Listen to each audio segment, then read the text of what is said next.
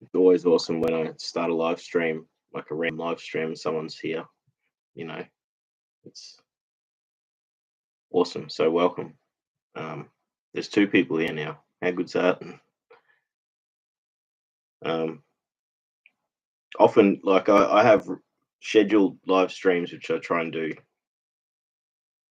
1 or 2 days a week. And then I just, when I'm compelled to just speak, I just think I'll set up a stream and start streaming. And it's so good for me to be able to just do this,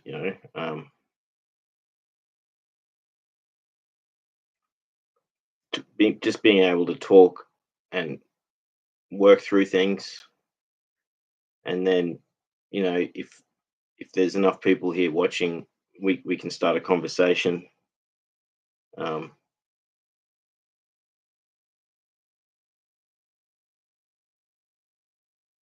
I I did write a few brief notes, but like I thought the bulk of what I'll be talking about would just be uh, what I'm going through right now in the present moment. And so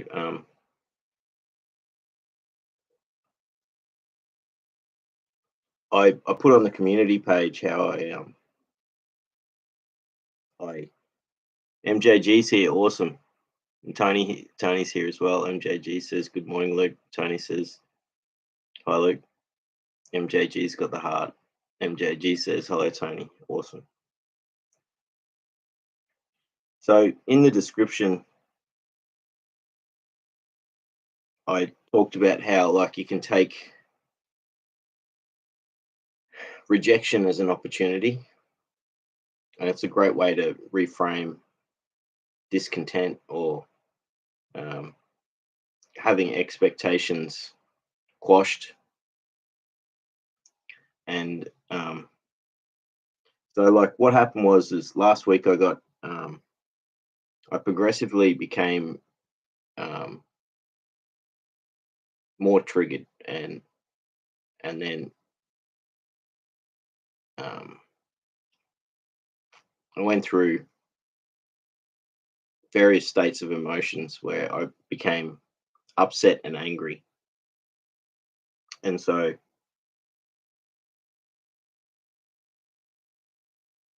on the Friday night, I thought I've got all these. I published a small poetry book at the start of the year, and I thought um, I've been buying all these ebooks. I've spent a couple of $100 on ebooks, and that's just in the last few months, and they're really good books. I Yesterday I bought Jonathan Livingston Seagull because someone um, said in the chat. I write down when we do the chats. I write down notes, and yeah, Jonathan Livingston Seagull's there, and also I looked up buying Lord of the Flies, but I might rent that one out from the library, loan it from the library. Um, but yeah, I rejected ebooks for so long because I always prefer the physical, real book, and I only just recently started with them, and I find it great. Like I've got this, all the books I've got are on both of these devices, and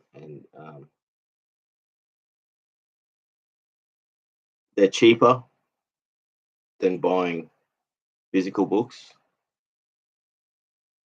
Um, if you've got a decent device, it's actually nice to read. Even this phone, it's nice to read a book on the phone. I've read a few books on the phone, and so Friday night, I thought I've got all these short stories and small poetry books. Why don't I publish through the books? Digital books, electronic ebooks, and I was actually in a state of bit of pain at the time. Like I was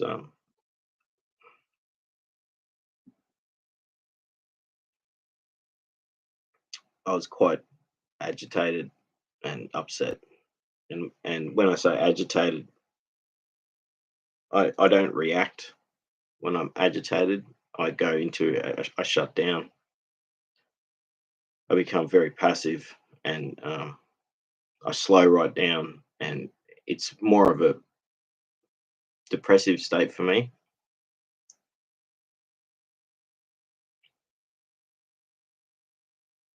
Tony says I have lots of Gnostic ebooks. Yeah, that's the beauty about that stuff is a lot of the ancient texts you can get as ebooks and they're free. Um, Tony says I bought them in hard copy too. Yeah, that's the beauty of that too. If they do publish them, and they're a special book, then you want to have the physical copy. So I this Friday night I was just sitting there and I was just like, why don't I just? I've already got these texts. Why don't I just give it a go? Try and publish. Um, and so I went through the process of uploading the books, and I sort of rushed it a bit. Happy Hermit's here. Awesome. Good morning, Happy Hermit. Um, I sort of rushed it a bit, and you know, I'd already formatted the books the way I thought they needed to be, so that the way they looked right. And they're short books, and so I figured I'll just sell them for $1 each. You know, make it all even. Um, and if people like my writing, then they can easily go, oh look, he's got another one. You know, I'll buy another one, and it's only $1. So I thought that was my reasoning behind that, and it's short form content, so it's not like a long book or anything. Although I'm writing one at the moment that's probably going to be about 50 pages, um, maybe less, maybe more. So that's probably going to be the longest one I've written so far, which I'm currently just started. And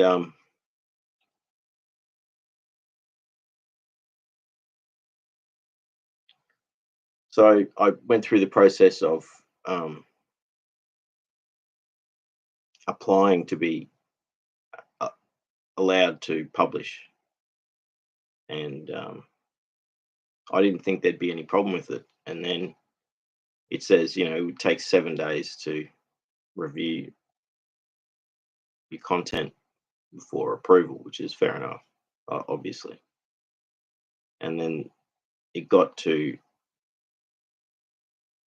6 days, and I was rejected, and I got upset by it at first, and then I thought, no, I was more upset by the fact that there wasn't actually clearly defined why I was rejected. Um, and you know what? This is obviously this is what everyone who writes a book and then sends it to a publisher, they get rejected. It's almost like a rite of passage for anyone who's wanting to publish their stuff, and that's why I sort of, I did that. Um, it's the book I made at the start of the year, Poetry by Luke.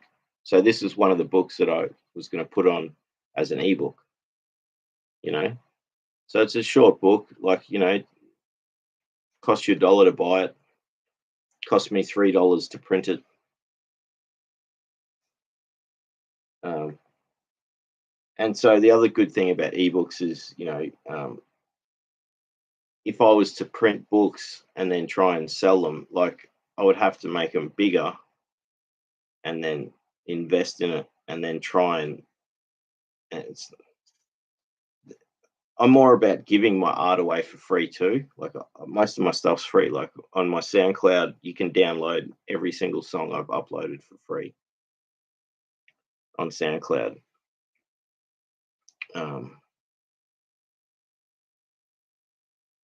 it's free, and I pay for that. I pay like $80 a year or $90 a year for that service, and I haven't uploaded since 2016.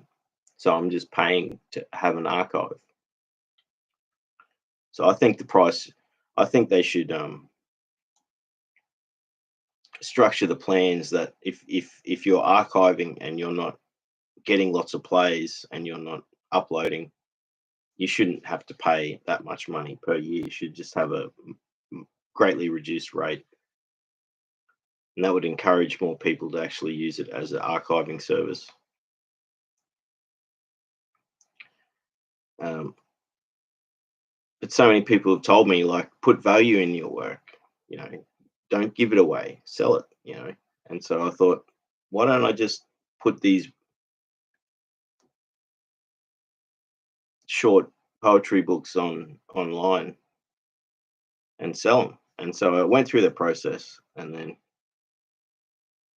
got rejected. So I got upset about it and I posted in the community tab about it. And I was mostly upset by the fact that it was ambiguous as to why. There was no, they actually gave me like 5 possible reasons. I had to guess which one was it, you know? I'll read it out. Um,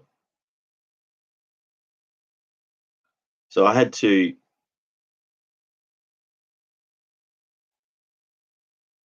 guess what it was, and I won't read it out actually. Um, I'll read out the actual response, but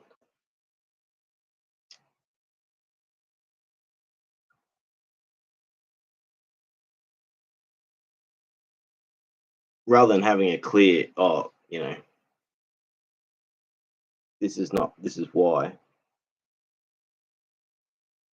Um, so the response that came back was basically this. I'll read it out. It's you know, out of the 4 things that they said it could be because of, they narrowed it down at least to 2 things. So it's still ambiguous. I still can't tell. And of those 2 things, it's basically a list of possible things. And I can pretty much surmise what it is um, based on reading them. So the reason was spam, misleading, and disappointing content. So this is in the terms and the policies, terms of service. Do not provide content that misleads users, provides a poor user experience, could be considered spam, or is malware. Material that isn't allowed includes, but isn't limited to, unwanted promotional or commercial content. So basically saying that they don't want it. Um, Content that can be easily found online at no charge. So I've got videos of me reading 2 or 3 of these poems on my YouTube. That doesn't count for that because hardly anyone's watched the videos anyway. So it's not like it's in public domain. It's not easily searchable anyway. So they can't even find it. Um, so that doesn't really make sense. unwanted or mass solicitation. And I think that's what it is. So for some reason, I they don't want it. Um,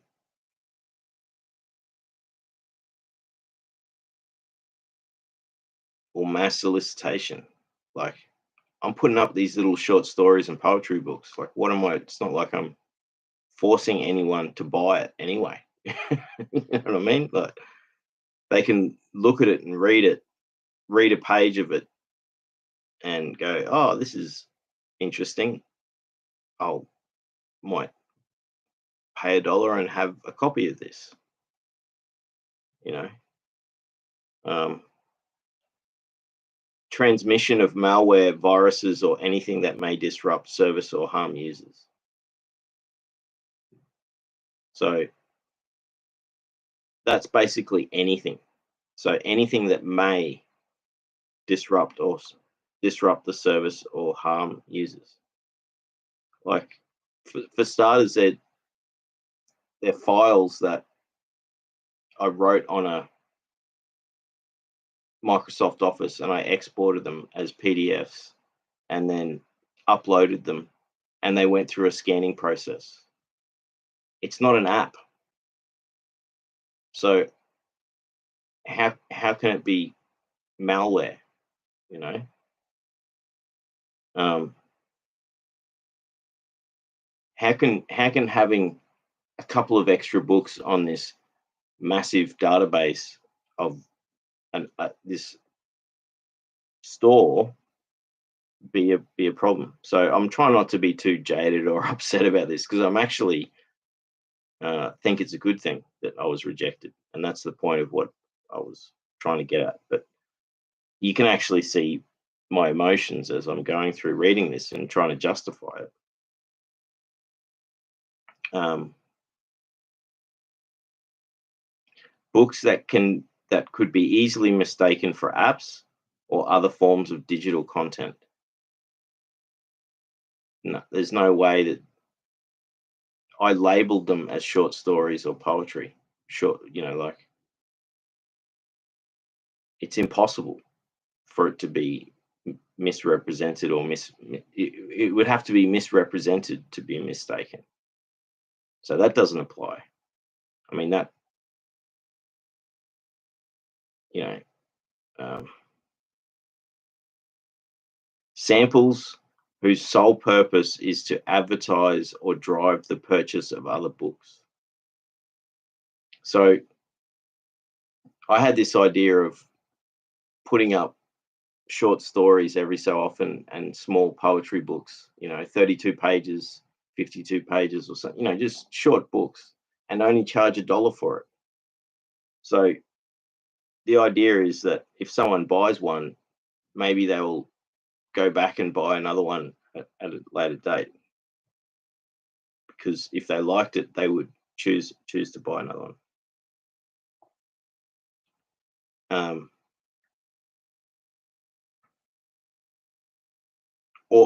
and the second part was, or drive the purchase of other books. Now, this is a feature of the actual bookstore, is they sell books in bundles. They're doing this themselves already. They encourage you to buy. Oh, you bought this one, we'll give you a discount. You'll buy 4 and you get 20% off. Like, it's funny to have that and then to actually do the same thing yourself, like, as a feature. And I've done that too. So recently I bought um, a, a meditation book, and when I started reading it, I thought, this is good. I see that there's 3 books in the series. Buy the other 2 as a bundle and get a discount. So they're doing it themselves, and they're encouraging it themselves. And in fact, a feature of the thing is to have books in a series. So, and then they're saying, it's bad. So it doesn't make sense. So metadata that is metadata that is confusingly similar to existing books, including misleading titles, authors' descriptions, or covers, or that may cause confusion as to the format of the book. So none of that applies, except maybe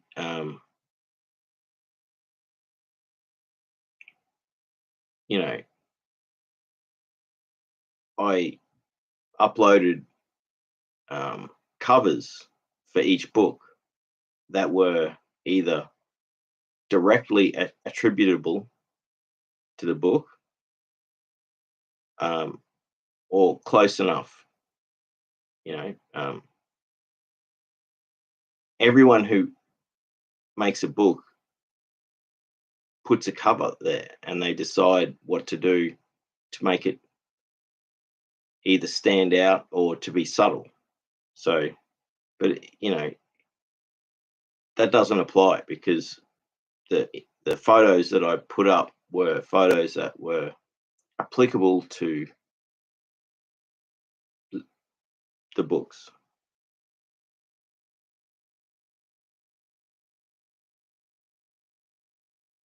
Books with quality issues in one or more content files that render the content difficult to understand.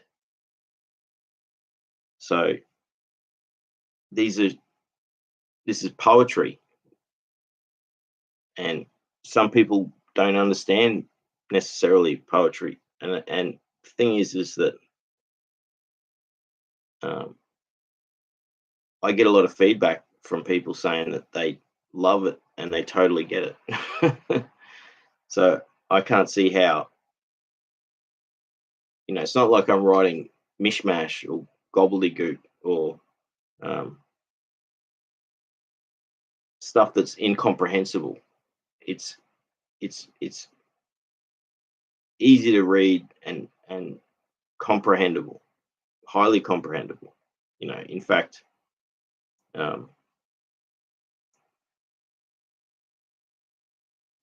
and again, it's subjective, because when you write poetry, like I write poetry and then I read it because I wrote it. I read it the way I wrote it. So I've got this book here, and I'll just read one. And maybe this is applicable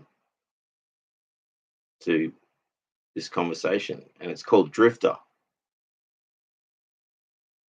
You linger in the past, journey to the future, waste all the time you want.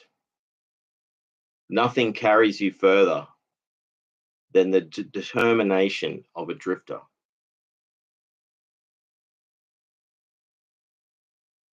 So poetry is meant to be strange or different. It's what it is. It can be very plain, or it can be it can be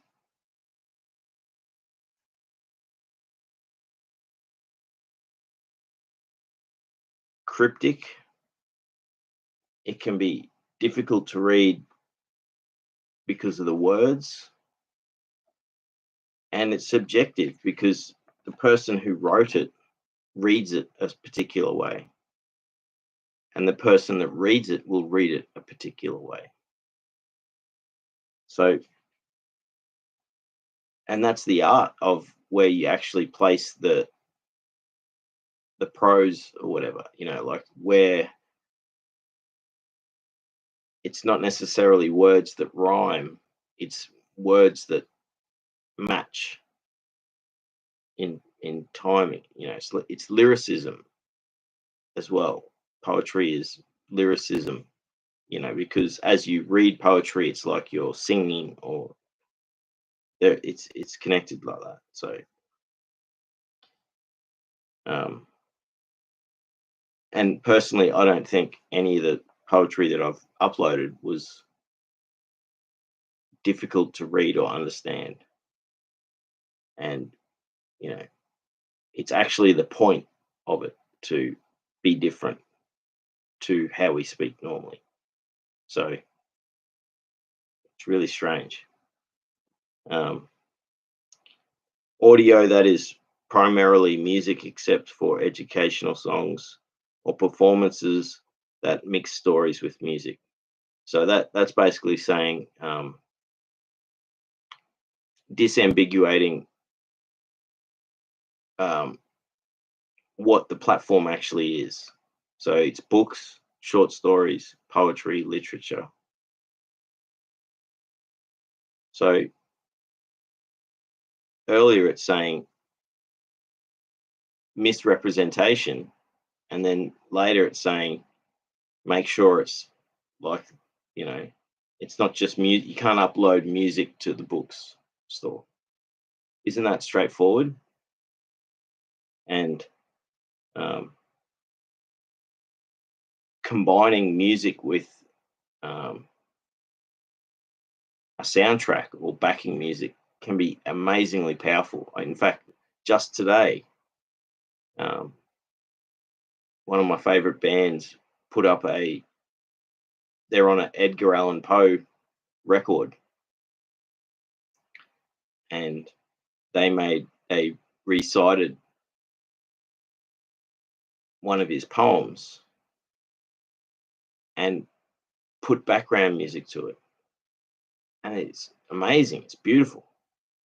You know, I won't buy the record, but I might get the digital version of this because it's so good. And I like Edgar Allan Poe. When I was younger and first getting into reading poetry, um, Edgar Allan Poe was just like my favorite. So you probably notice in maybe 20% or 30% of the poems I write, it's very similar in this style. Um,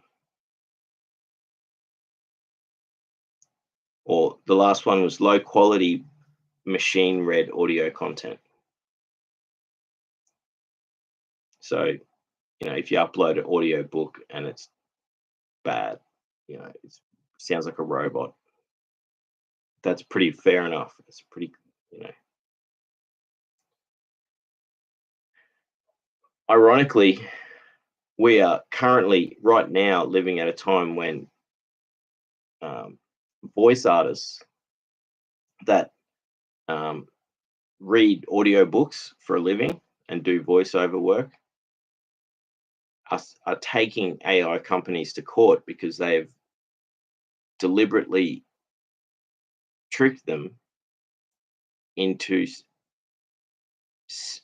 recording their reading and sending it to a company, which then copies the person's voice. And I saw a video about this the other day where there was people that are taking this company to court because they ripped them off, and they actually tricked them. They tricked them into um, supplying the audio, which could then be training the AI, which then replaces them as a job.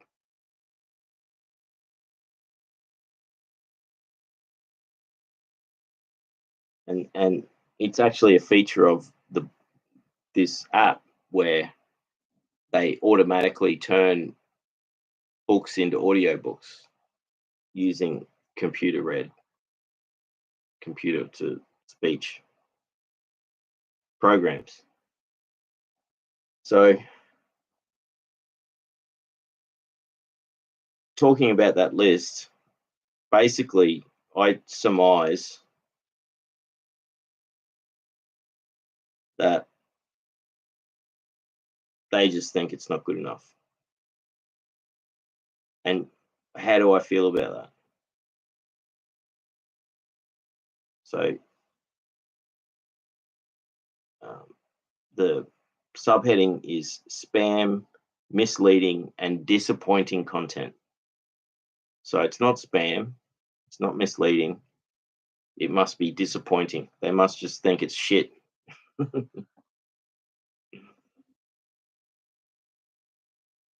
I don't care. Like, you know what that? So that's what I said in the title of the thing is in the video for this stream is was like, take rejection as maybe it's a gift. You know, adapt to it, change what it maybe. I had expectations, so I had expectations that I would be able to upload short stories, charge $1 for it. Someone would pay $1 and read it over 30 minutes on the train ride home, and it's great. They enjoy it, and they feel like they enjoyed reading it. Um,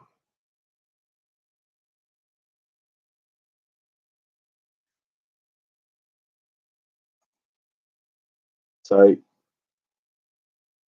um,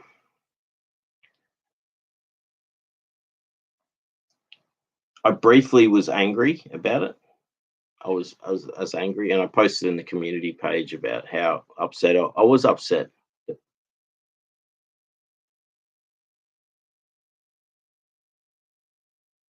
Um, that I was rejected. I was upset, and I was angry that I wasn't allowed.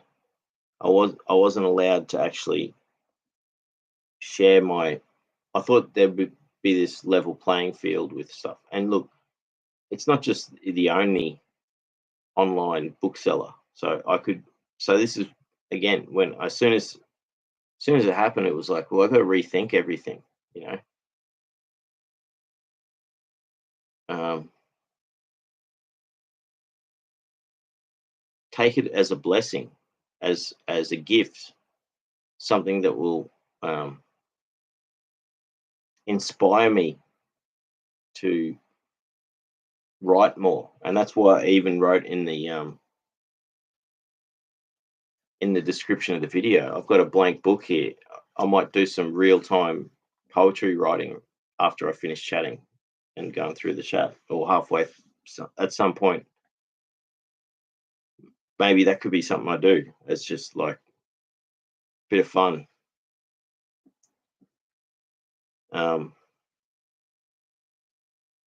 but something I've learned through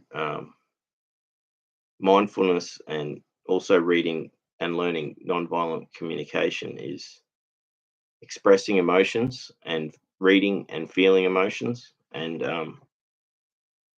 anger is an emotion that we all have. And even though I was only angry for a short period of time, it's good to,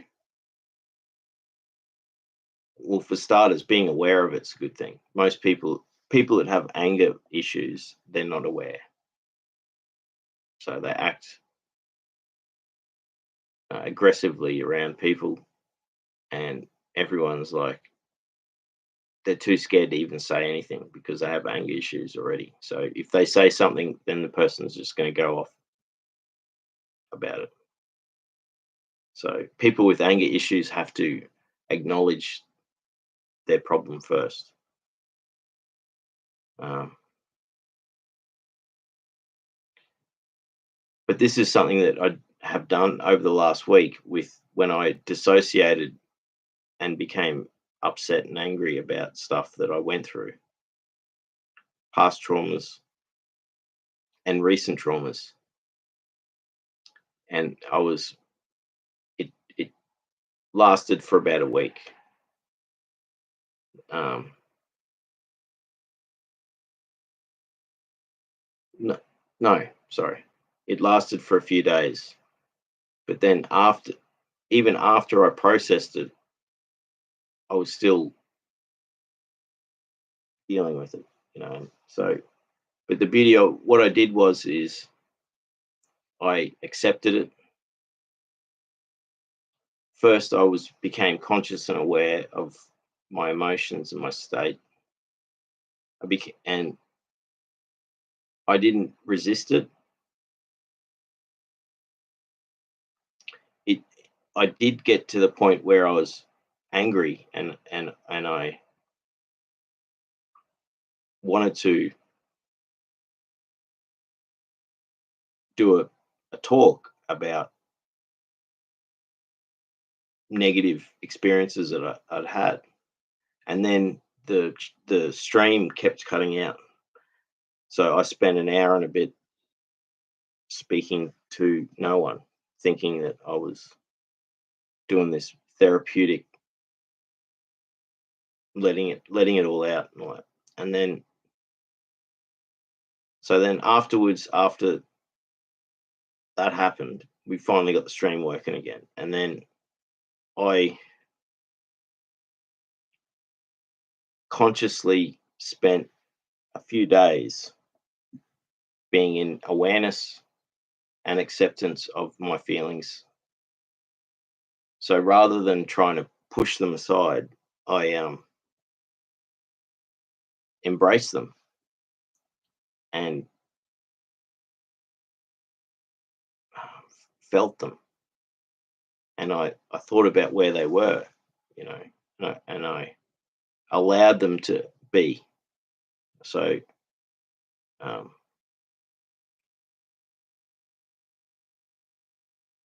and eventually that those feelings went away, because what I did is I accepted them. And it still took a couple of days, because when you get into a triggered state, it can take several days to calm down from it.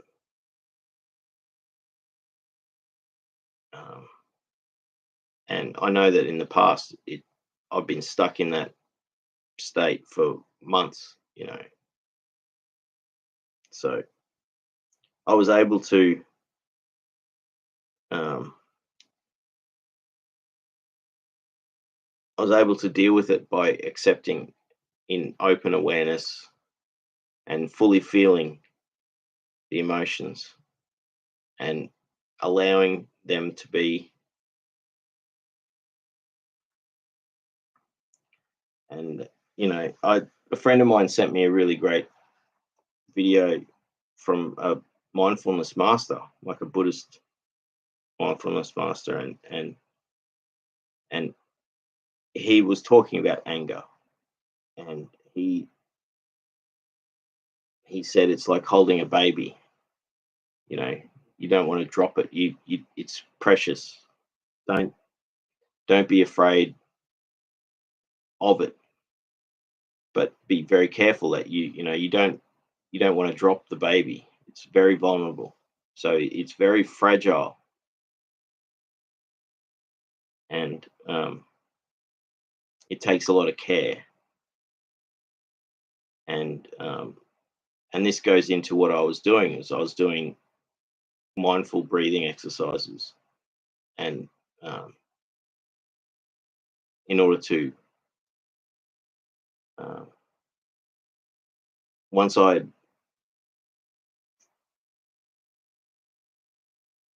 once when I was angry, I was angry, and this was Saturday afternoon, Saturday night,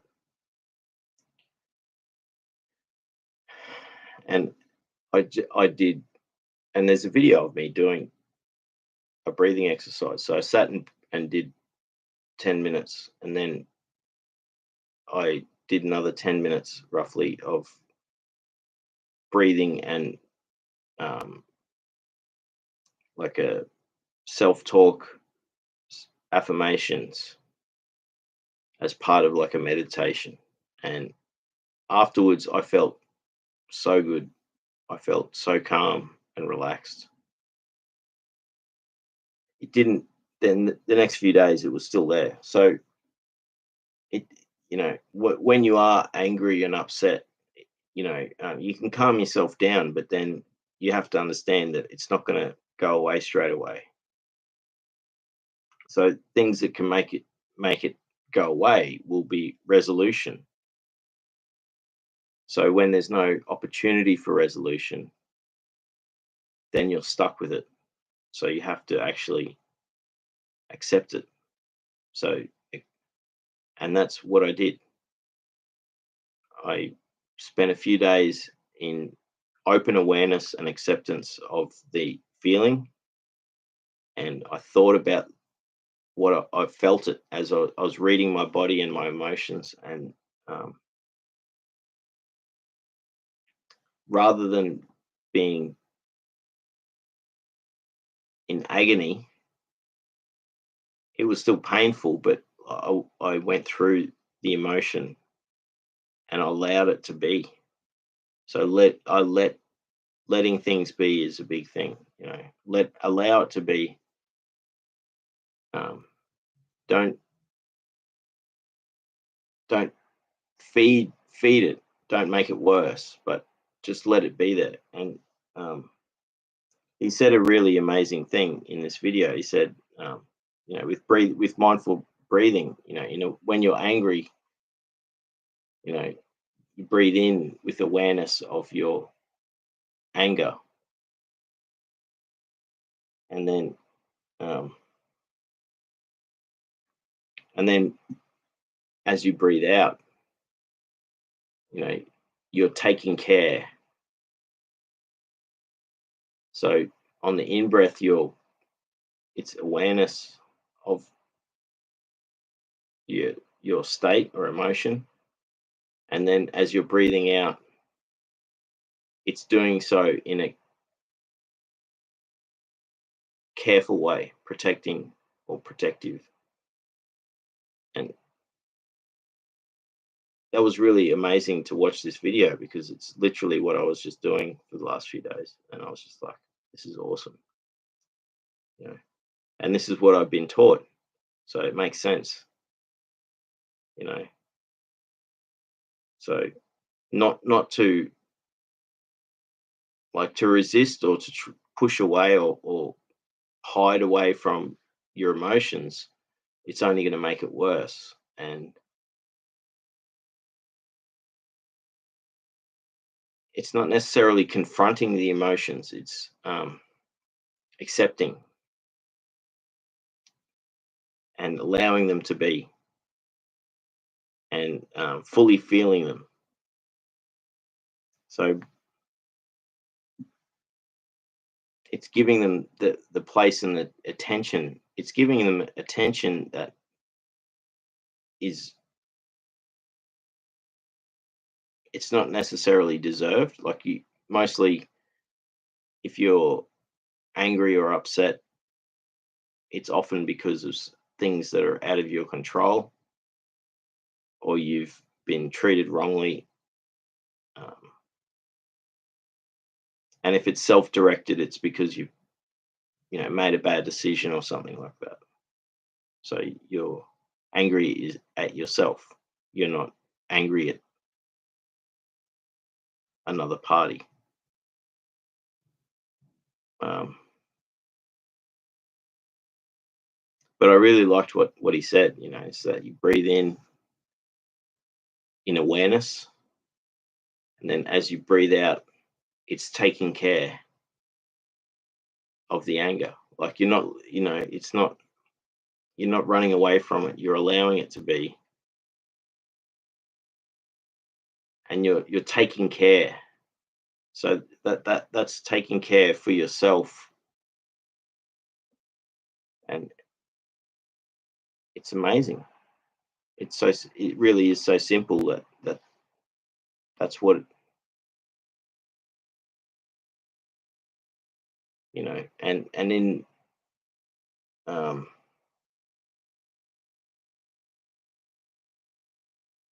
Marshall B. Rosenberg's book on nonviolent communication, he has a chapter on expressing anger fully, and it's a really good chapter. Probably the most important chapter in the whole book, I think.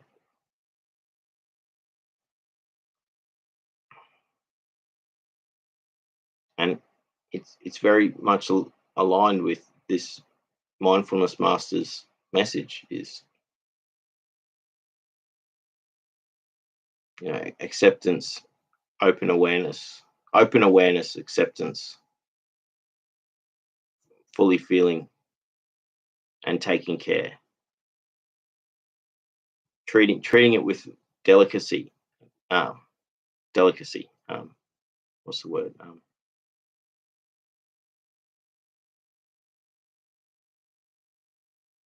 Delicately. Delicacy. Sorry. Treating it delicately.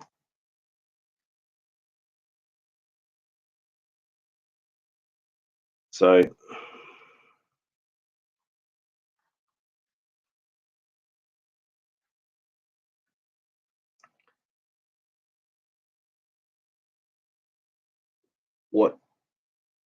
what can I do?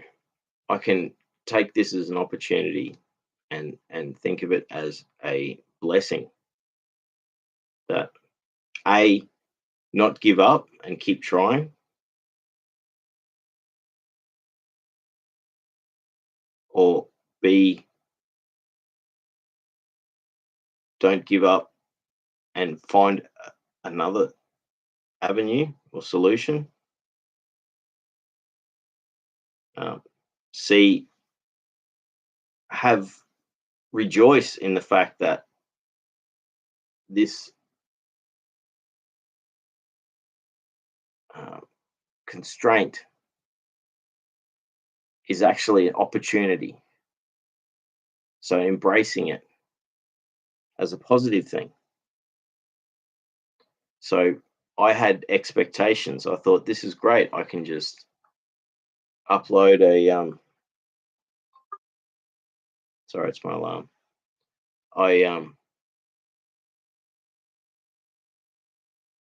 I had expectations because I thought this is great. I can write a short story, 5, 10 pages long, maybe 30 pages, you know, and up to 100 pages. But I don't like the idea of writing long stories. Um, but I can do this, and then I can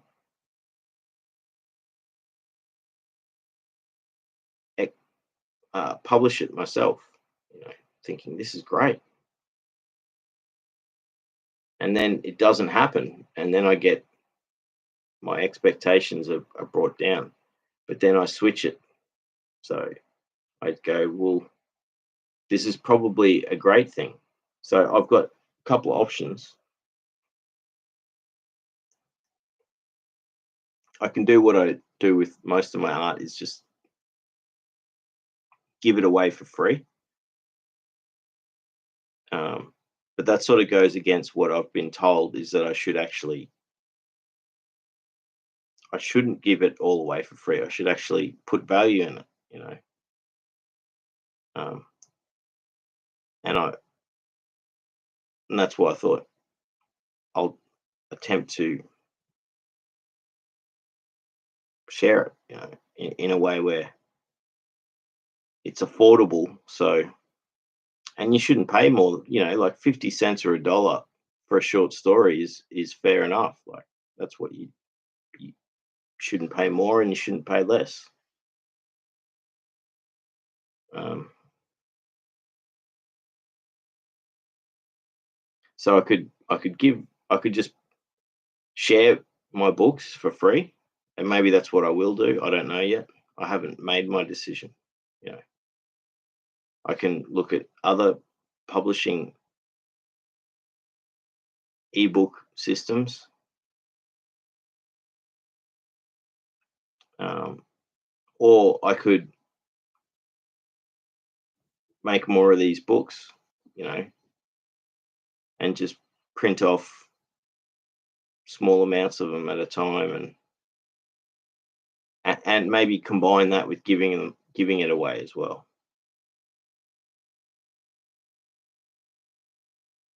Um, So I don't know. It's actually exciting that it's given me an opportunity to think about what I do now.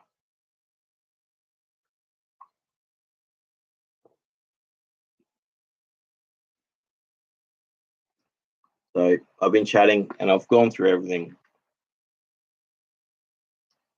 So I'll go to the chat now.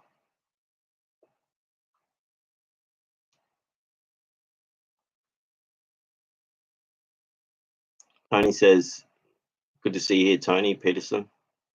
Um, I same. I shut down if depressed. Yeah, totally.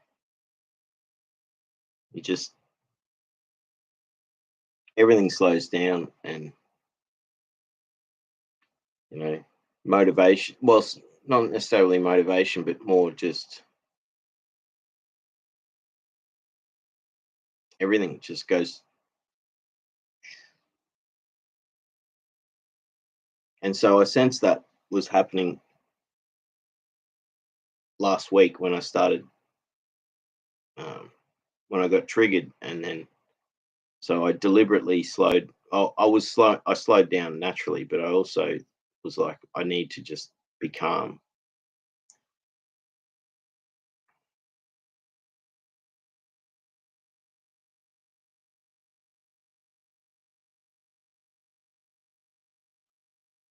And he says, "Hi, Happy Hermit." MJG says, "Good morning, Happy Hermit." Paige says, "No, not rejected by us, anyways." Thank you, Paige. That's awesome. Well, that's it. Like, so maybe I'll share these. Maybe I'll share these books for free to all my friends here. You know, I can put a Google Drive link in the community page, and they're just portable document format files that are virus scanned. So if you want to read any of the 4 books that I was attempting to sell, maybe I'll just give away these first 4, and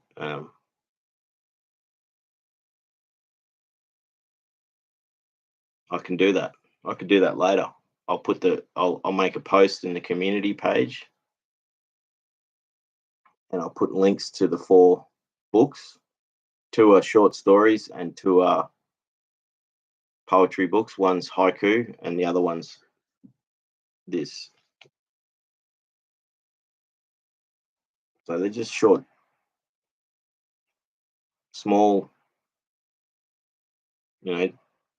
The haikus, I think there's 52 haiku, so it's like 53 pages, 54 pages or whatever.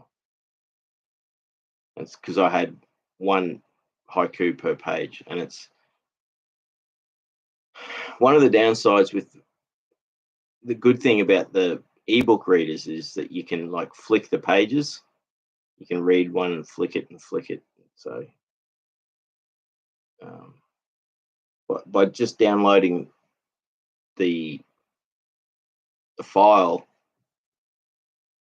there is ways to skip pages. So work out how you do it. But you can do it. I'll do it for free. The first 4 books I'll just give away. After, I think that's a good resolution. I think I've just realized being rejected, I'm just going to give these 4 books away, and then I'll think about what I do for the next one. Because I have another poetry book that's probably 100 pages, so I could probably self-publish it in A5, smaller than A5, as like a mini book, and maybe print a couple of 100 of them. I could save up and cover the cost myself.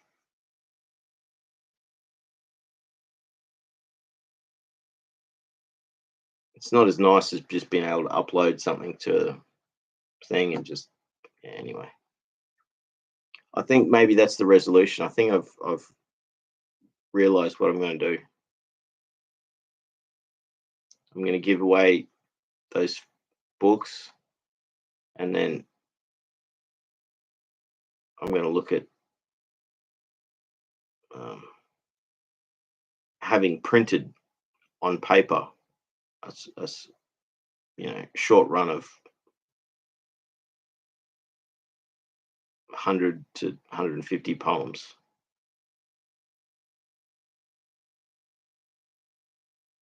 So it actually maybe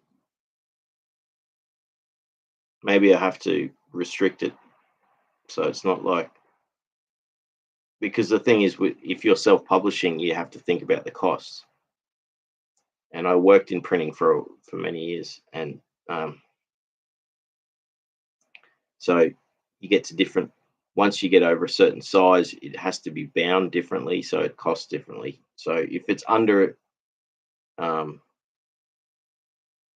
if it's like 64 page, it can just be saddle stitched, and anything over that has to be perfect bound.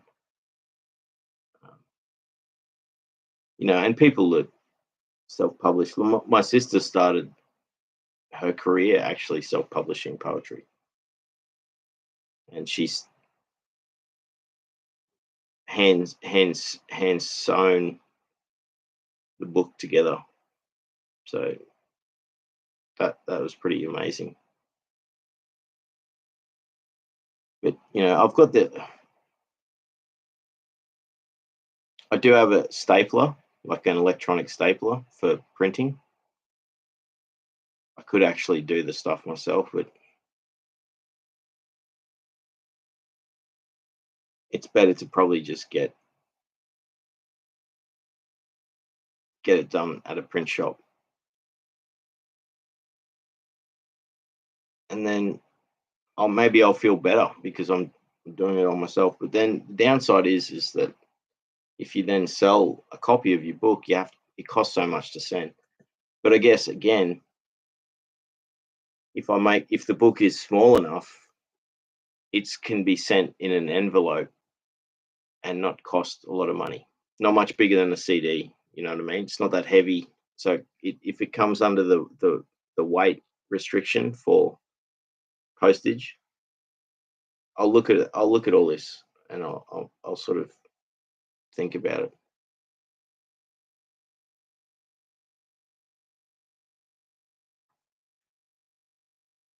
The thank you page, no, not rejected by us, anyways. And that gave me the idea, what that comment, to actually just go. I'm just going to give these 4 books away for free.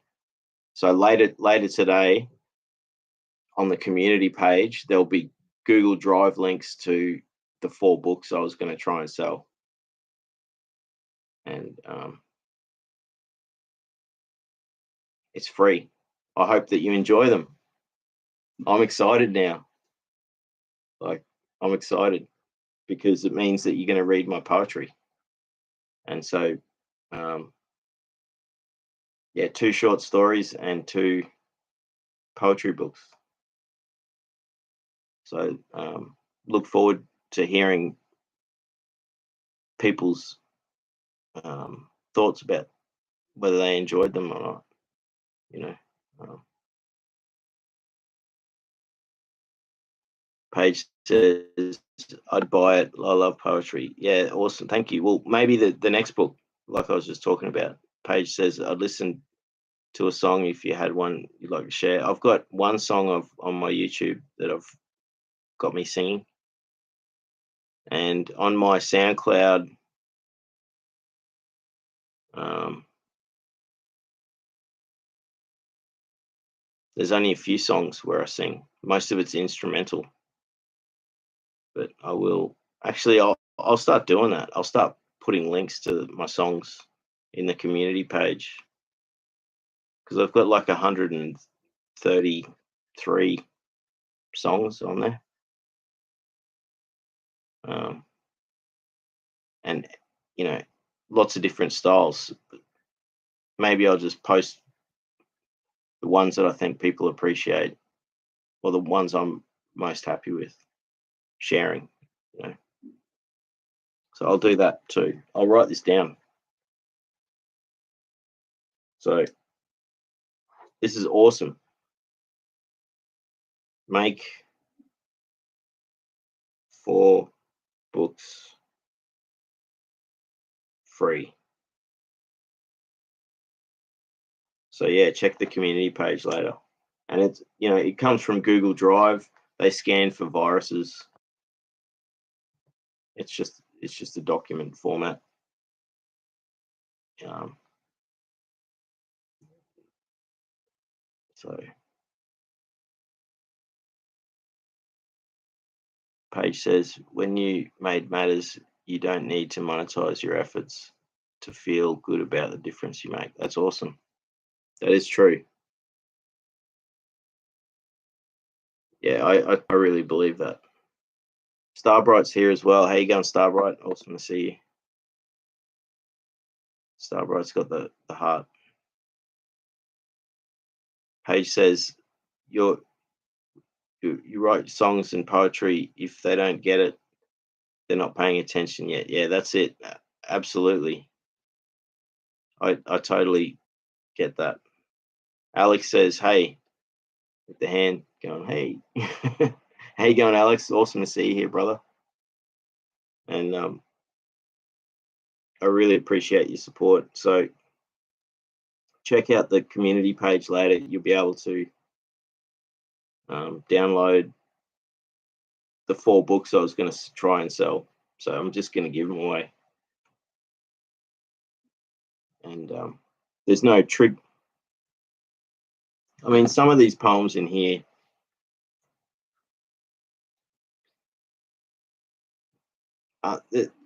nothing that's going to be really overly triggering or upsetting. It's all happy. Some of it's pretty sad, and that's what I say in the book here. It says, here is a selection of poetry by me. There are happy ones and sad ones. The sad ones try to still have an uplifting, constructive elements. The order is from happy to sad, so the reader is prepared. They are simple and attempt to be thought-provoking. So I even have a disclaimer in the book when you read the first page that, if you don't want to read poetry that's sad or melancholy, then don't read it. And you're not going to be tricked by having a happy song and then a happy poem and a sad poem.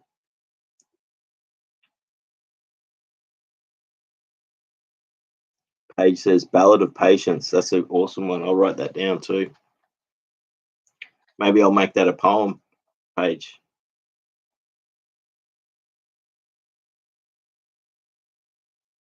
Or a ballad. You know what I mean? So it could be a song or a poem.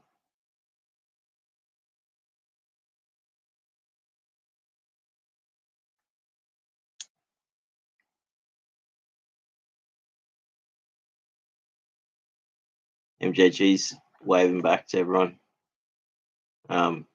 Page says, there's so much between the lines. What spurred you is universal. Yeah, exactly. That's the thing,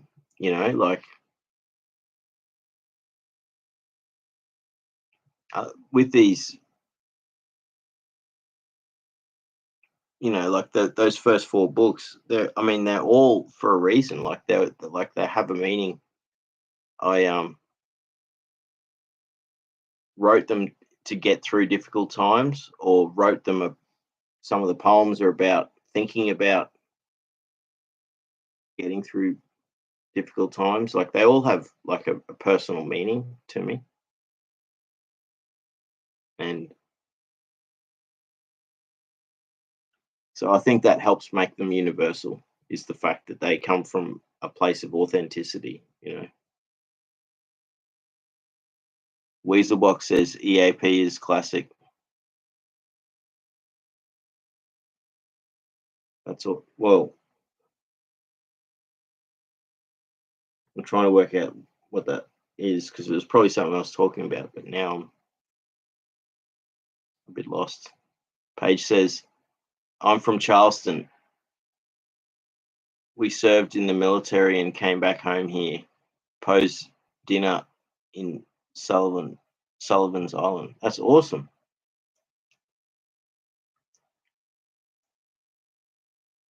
So you're from the place where Poe lived.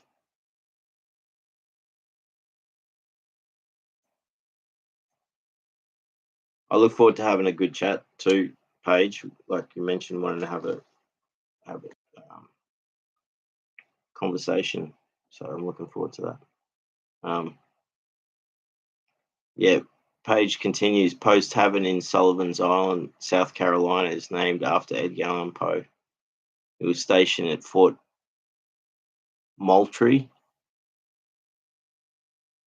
on the island from 1827 to 1828. I'm going to look that up because I remember, like, in my, you know,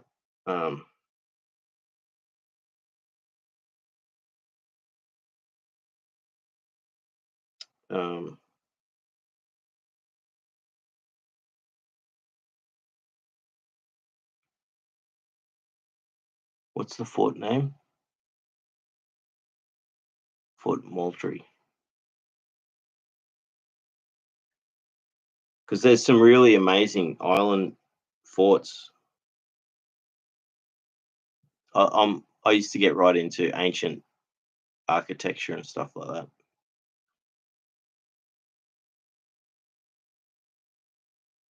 Here we go.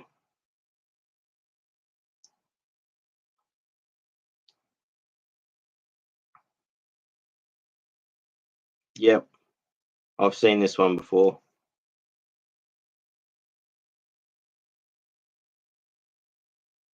So it's like a star fort, but it's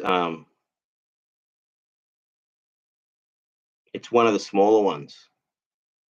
But yeah, so it's still decent size, and a lot of bricks were used to make that.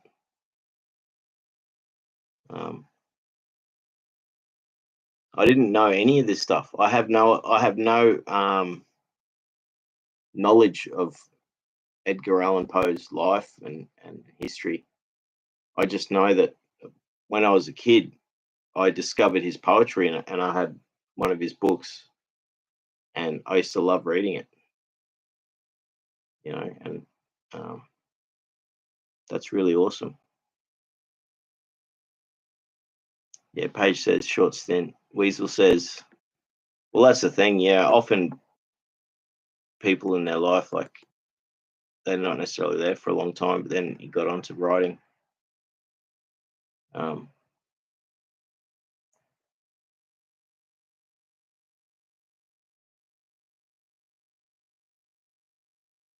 Weasel says, yeah, it's why they are setting up law around AI.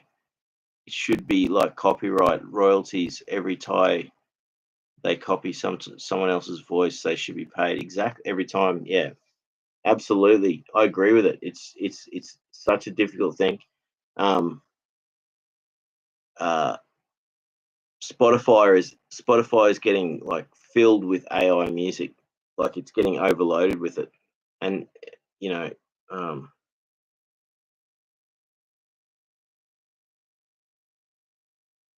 I don't want to listen to artificial music.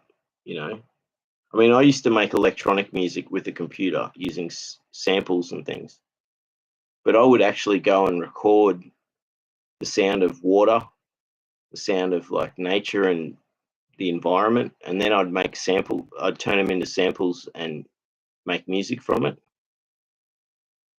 I'd go to, like, extreme lengths of spending months on writing a particular song, and it can all just be copied, and as a musician, I never properly learned music theory, so I just intuitively and feel, and I learned a few scales and stuff, enough to make music. just enough to be able to make melodic music. And my goal is, when I get back into music, is to actually learn all the scales and do the music theory that I never did. So when I do finally get back into making music, it's going to be an awesome thing for me, because I'm going to approach it in a complete different. So when I got back into playing guitar, classical guitar, like you can see in the background, a few years ago, that's when I really focused on playing scales and technique and learning how to play. I still didn't learn all the scales. I only learned a few. And next, when I do get back into music, I'm going to properly learn music theory and learn how to read music. And that's going to be great, because it's like, it'll be a whole new thing for me. So with music, and it's the same with AI, with graphic design, like Photoshop, replacing voiceover artists, replacing musicians. It might sound the same or close enough, but it's not right, you know. And like I say, that it's there's a bit of a contradiction, because I used to use virtual instruments, you know. But when I used to make music with Ableton, I had the suite, and so it'd be like the grand piano would be a gigabyte of samples. So it's really detailed. So it's getting as close as you can to actually replicate it. But I'm still playing a keyboard to make the sounds, you know. So it's not cheating, you know. It's like using the computer as a tool.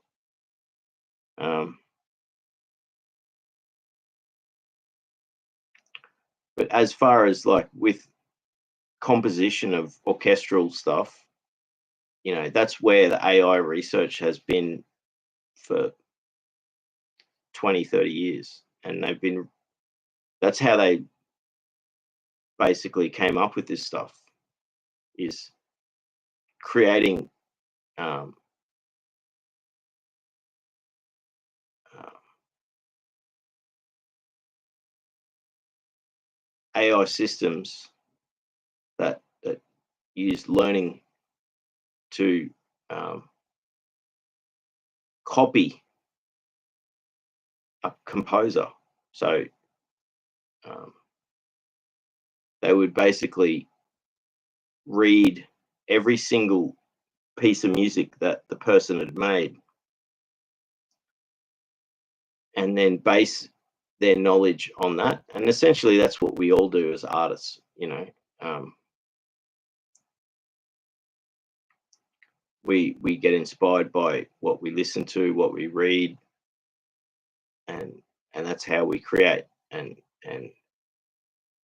so I said this recently to a friend of mine who's an artist, and he just started making AI stuff. And you know, I said, all art is mimetic appropriation, you know.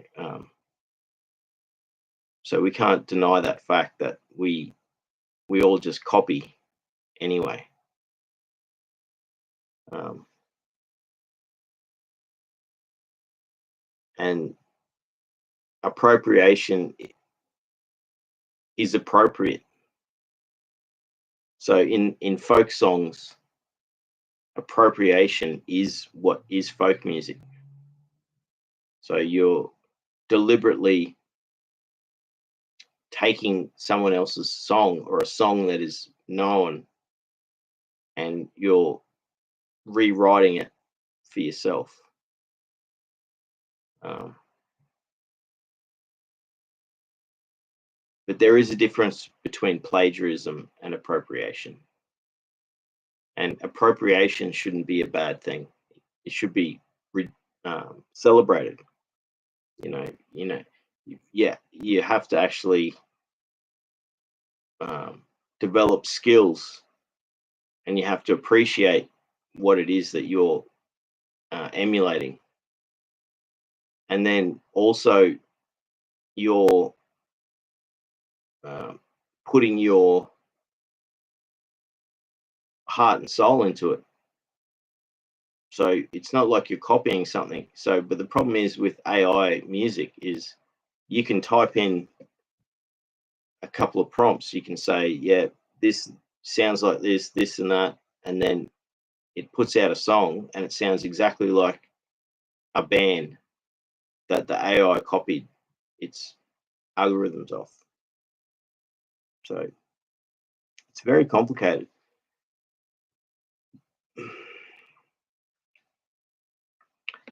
Whenever new technology comes in, it disrupts everything around it and devalues it. And Roger Waters from Pink Floyd, I think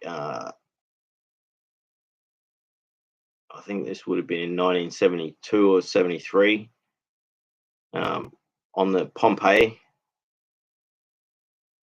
movie they made. He says something that geez, it's one of my favorite quotes, but I don't want to stuff it up. This is what he said: when the big crash happens, music will be the first to go. And that's what he said in that. And that. So I think he foresaw, because that's when they were starting to work on cybernetics and AI, and he was using synthesizers, and he could foresee. And it's not just AI; it's also accessibility. So we've got devices that can carry thousands of songs. So if you want to make music today, again, this goes back to this whole conversation, is that take it as a blessing, as a gift. If you're a real human musician, that's something very unique and special.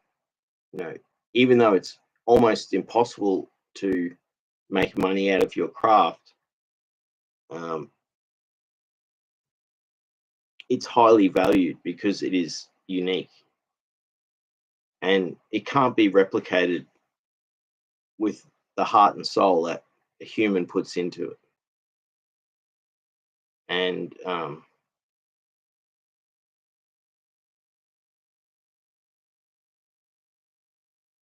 but I think he was right, look, when he said that when the big crash happens, music will be the first to go. And that is both AI and streaming. But before streaming, we had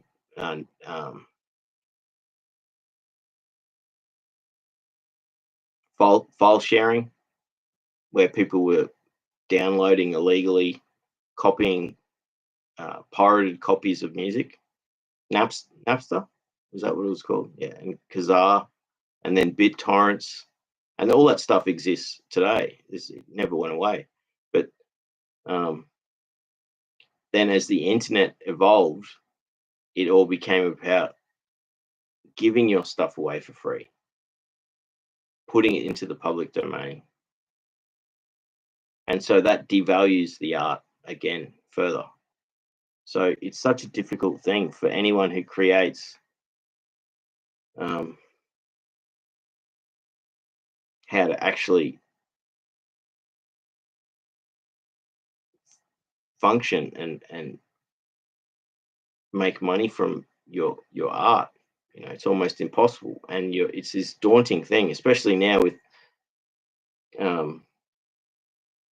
Spotify being so full of AI music that's getting all the plays. People are listening to the AI music, not even knowing that they are. It's amazing. It's actually it's a phenomenon that's happening right now.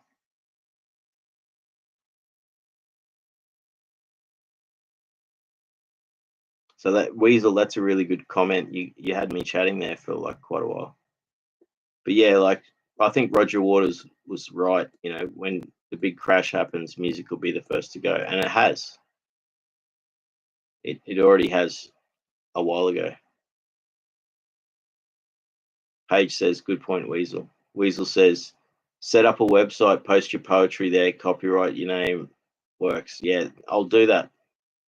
That's a really good idea. You know, um, I'll do that.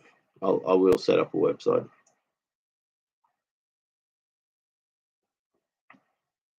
But I will give away those first 4 books for free. So check out the community page, and then Google will see like how many times it gets downloaded, and they'll go, "Oh, we should have put this guy's poetry on."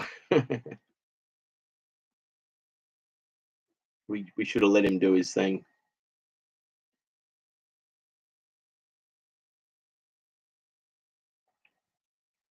Weasel says, "Thanks, Paige." Paige says, "Rejection doesn't mean you're off. It means people aren't ready. That people aren't ready." That's awesome. That's a really good comment. And that's sort of what made me. I was only when I got that second rejection, because I got a rejection and then I appealed, and then I got a thing saying they narrowed it that they at least narrowed it down to 5 possible reasons. They couldn't actually tell me exactly. But like I said, when I read them out, it's basically they said, "We don't think you're worthy." And then I thought, that happens to every writer who sends something to a it happens to everyone. So I had to just think, don't get upset.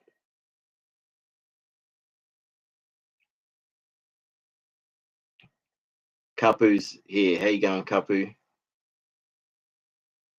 Klahi. Klahiki. That's it. I think I said it right. Awesome to see you. I haven't seen you here before. Welcome to the chat. Paige says, you can convert your anger into hope. Don't take rejection personally. That's a really good comment. I guess that's what I did.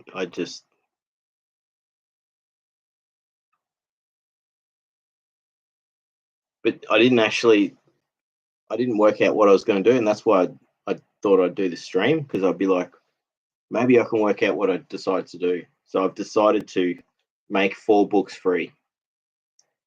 So the books I was going to try and sell, stuff it. You can all read them for free. Uh,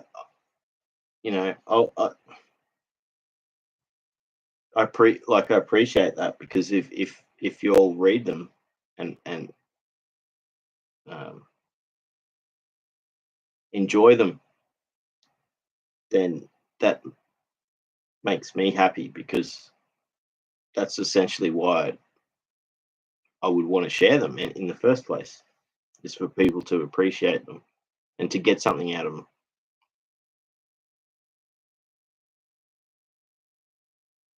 Paige says, Kaya, Earth exhaling. That's it. That's what I was talking about when I was talking about the breath. Weasel says, it's sitting with emotion, feeling them, and acknowledging them. That's exactly it. And you know, I'm just reading right now. So I feel calm. I feel relieved.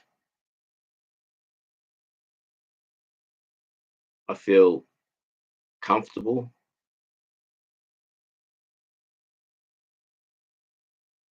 and I feel acknowledged as well. So the feelings I'm feeling now in my body is actually because I'm sitting here with you all and we're having this conversation.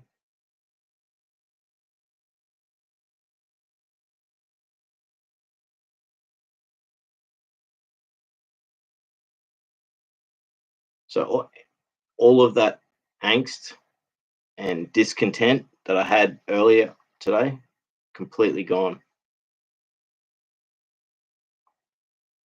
So doing that, reading your emotional state is a very powerful thing.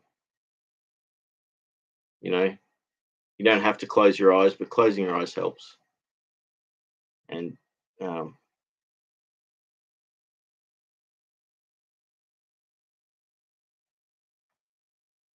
practicing it too when you're active, because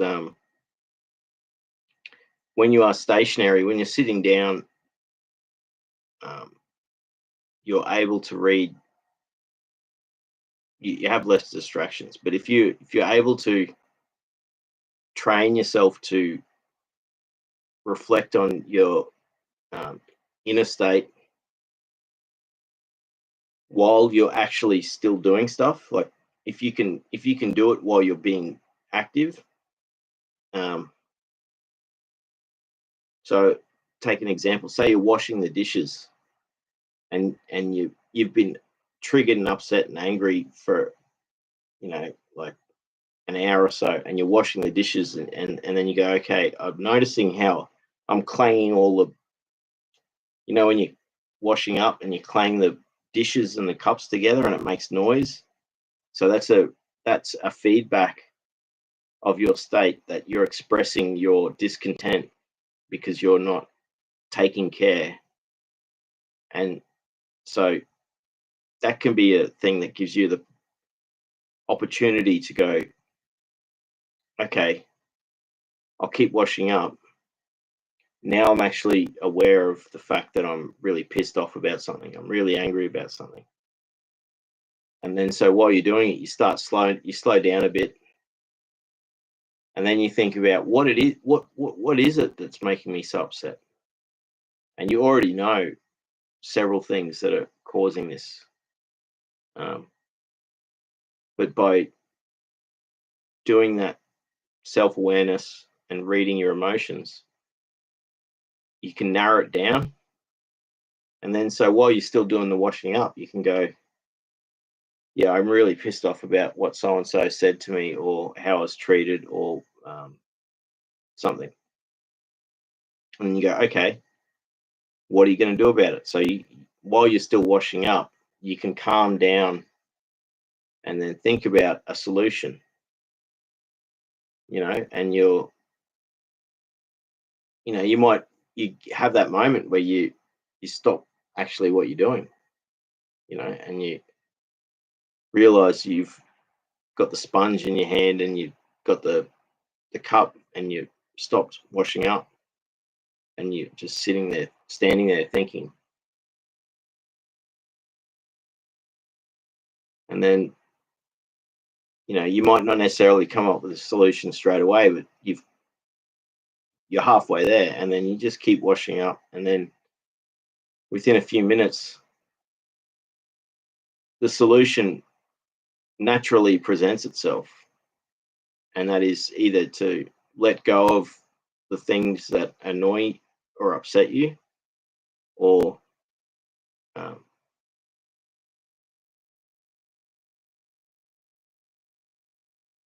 make a resolution to it by actually doing something about it. So you can be active while you're contemplative. And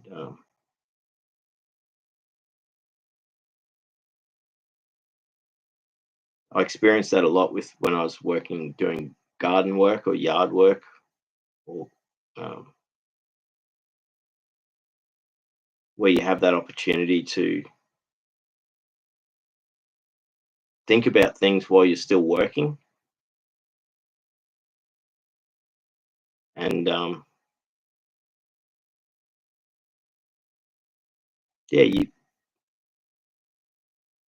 sort of you go through different stages. So the first stage would be like realizing that you're angry and you can't think of anything else, and then the next stage will be acceptance and awareness, sorry, and then that opens up to acceptance, or surrender. So you decide what you're going to do about what's causing you to be upset.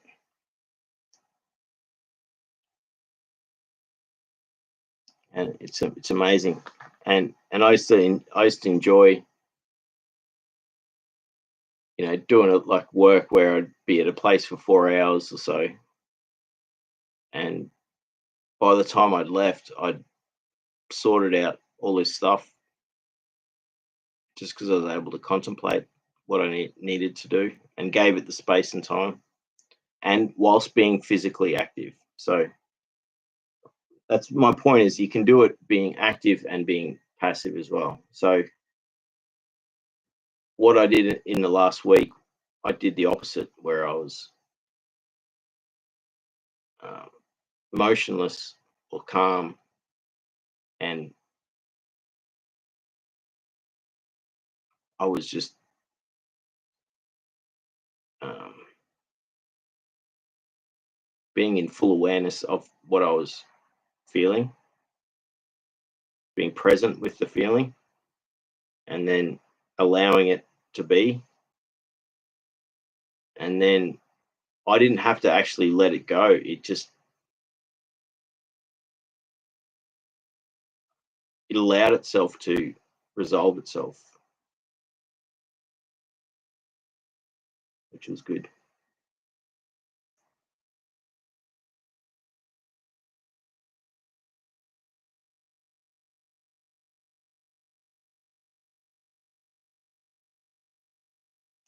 Mama Bear's here. How you going, Mama Bear? Awesome. I'm in Brisbane. You're a local. It's good to see. I don't think you're the first person from people from Sunny Coast and Adelaide and Melbourne have joined the streams. Yeah, you're the first person in the Moreton Bay region.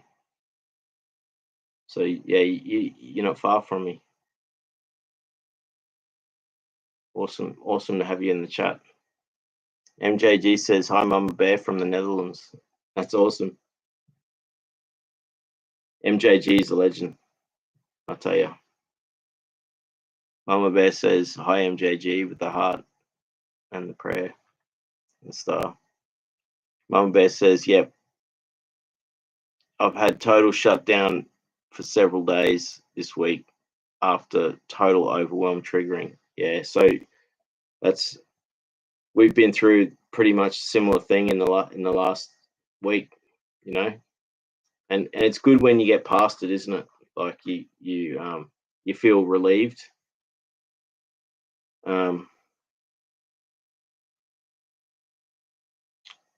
One big thing I went afterwards, if I look back and I go, did it turn me into a rude person? I think about my actions too, because I can be closed when I shut down. I can be closed off, and I can be irritable, and that doesn't happen much, but sometimes it does. And so, in reflection, I think about how I've acted around others, and whether it's been negative for them to experience my state. So that's something I do, and if I realize that I've been distant, I speak to the people around me and say, sorry, I've been distant. I've been going through this. If I've been rude or short-tempered, even though like I really don't have a short temper, I'm um, pretty much don't react. But sometimes I can be irritable and not necessarily negative, but I can be, oh yeah, negative. I can be negative towards things, and then if I realize, I go back, I go, sorry if I've been pretty negative for the last few days. I've been going through this. Um, People are generally understanding, and they appreciate it when you actually do those things. And I really appreciate it when people do the same for me. When they say, "Oh, look, I'm really sorry. Um, I didn't mean to act the way I did. I've been stressed out about all these things." And that's not necessarily shifting blame. It's actually just acknowledging, it's authentic, you know. But you do the same for yourself. Like, so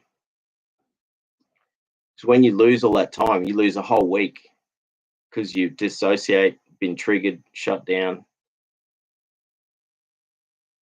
You acknowledge it, and you just go, well, I've lost that time. I can't dwell on it. What can I do moving forward? So that's when you shift the focus to what things you can change, and it's often small things make a big difference.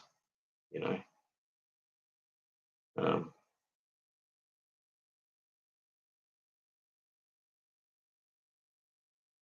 MJG's got the heart and the prayer and the bear. That's awesome. Happy Hermit says, "Did your Google's books get approved?" No, Happy Hermit. Computer says no. I've been denied. Don't know why.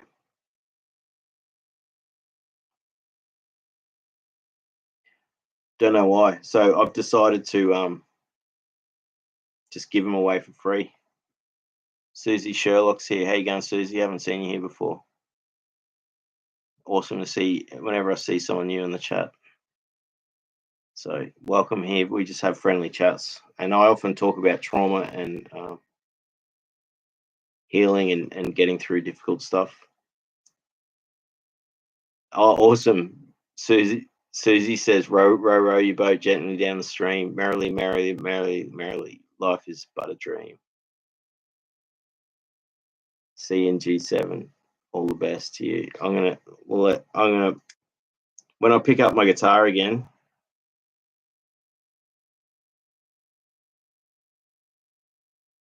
see, I've written it down. Thanks for your comment, Susie. I'm going to learn that song. It's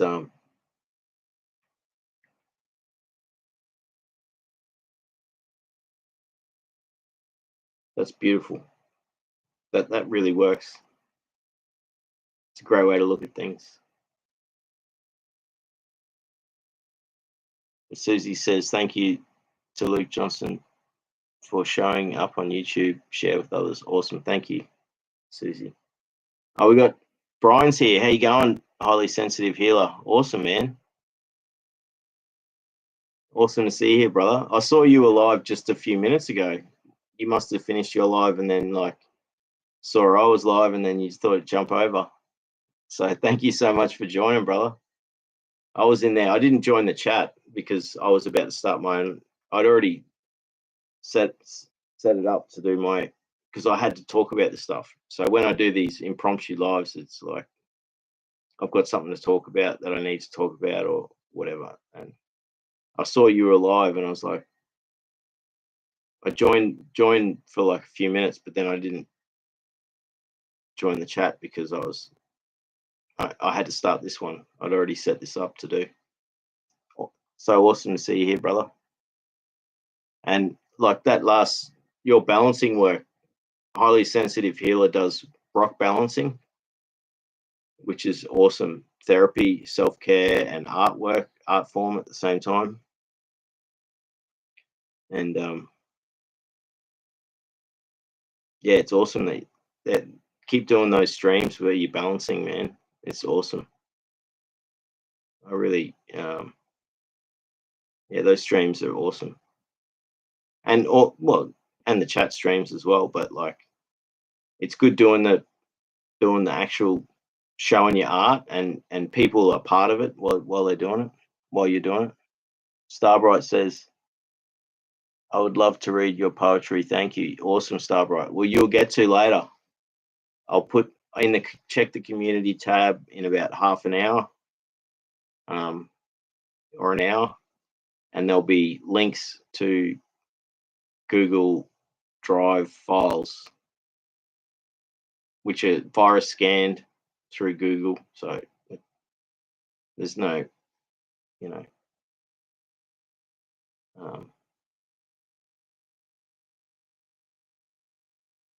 going back through the reason why I was like not accepted on the Googles. It was like saying malware and viruses and stuff. It's like, this is ridiculous. They scan everything before they are.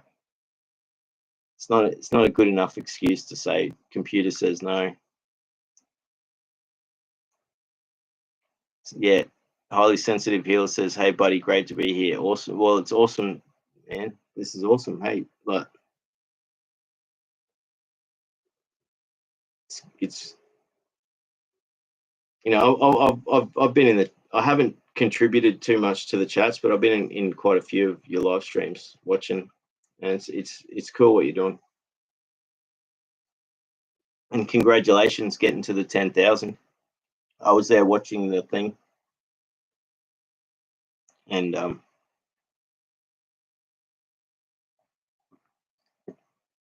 like, it's good, you know. Like, I remember you were saying, like, you set goals, and it's so when you set a goal, like, it's all about achieving that goal and knowing that it's going to take time and keep working at it, and eventually you get there, and you did. So congratulations for that, you know. And it shows a lot of things, you know, like self-determination, persistence, resilience. Um,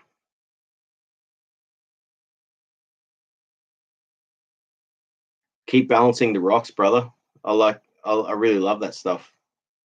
You know, when people balance rocks on top of each other, that's what highly sensitive healer does. That's his artwork.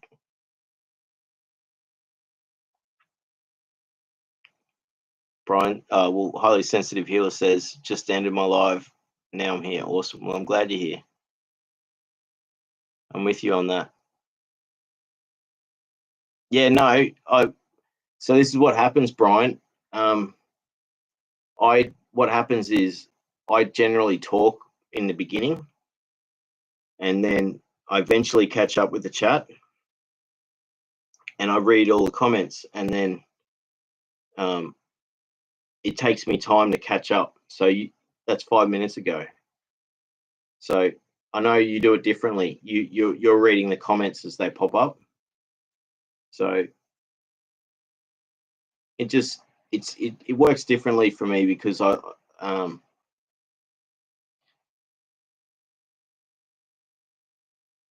I'm doing, like, when I go off chatting about stuff, like, the chat's going, you know, and then I don't get to, like, respond. So I know that I'll get back to it, but then when I do finally get back to it, I'm reading people's comments from like 5 or 10 minutes ago. But it's really cool in that respect because I'm keeping the conversation going. So sometimes it's mysterious, like what the person is asking about, but like generally I understand. Like, I work out, oh, that's when I was talking about such and such, and then so. But yeah, no, seeing your comments, mate. It's just that it just takes me time to catch up. Highly sensitive healer says, I'll make music with you. Awesome, brother. Yeah, when I get back into guitar and stuff, like, that'll be good. Curly's here. Awesome to see you here, Curly. Curly says, hi, everyone. Luke, I would definitely love to read your writings. I would love to purchase my copy or make a contribution. Well, I'm going to give those first 4 away, and then I'll think about what I do. Like, you know, whether I might print off like a short number of books, and then I could send you a copy, and you could receive it in the mail. You know, and the beauty of the books being not that big, that it's not going to cost like too much for postage. So it's something I could do, you know. And this is what happened is because I was rejected by the ebook publicators. I Rather than getting angry, I just thought I'll find a solution, and I did find the solution today while we're doing this chat, and that is I'm going to give away those 4 mini books, and then the next book I make, which is going to be a couple of hundred or 100 and at least 100 pages or 100 poems, I'm going to print it in a, like, you know how you compact books, A5, smaller than A5. So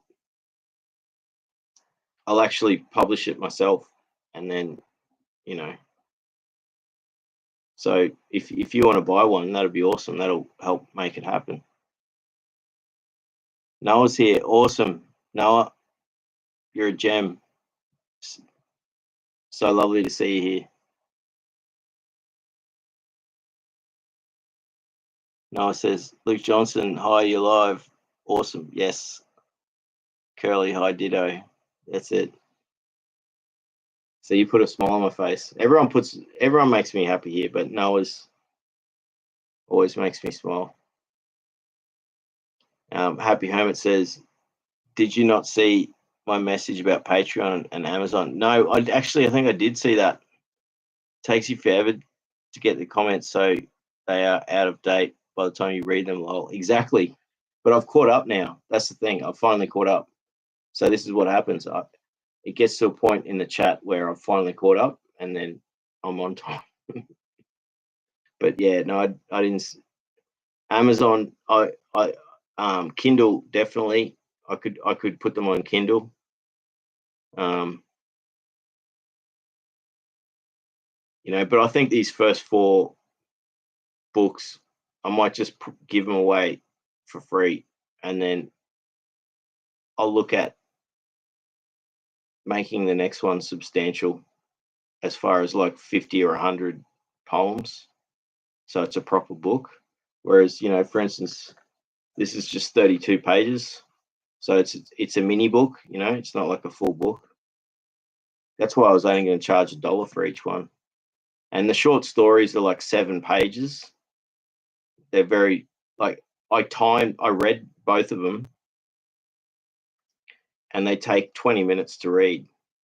You know, it's not like a book where you read a book, it takes you 10 hours or something. This is like, it only takes you 20 minutes to read the story. So I'm really excited to put these books on. So check the community page on my YouTube later. There'll be links to the Google Drive files for the 4 books I was going to try and sell. And that's awesome. So I love that. I get to share it with all of you. And I've actually read the 2 short stories I did read through streams, so it's really cool.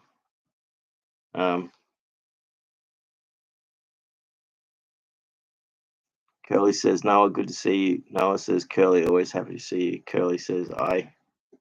Resonance here. How you going, Resonant Reflections? Awesome to see you here. Resonant says, hi all. Noah says, "Hi, happy hermit. I hope that they came by to say hi." Noah says, "Hi there, Resonant Reflections. Wonderful to see you." Noah says, "Oop, I meant to say, I hope Luke sees that I came by to say hi." I totally, yeah, I've caught up to the chat now. So, yeah, I'm smiling and happy. So, what I did earlier in the stream was I did a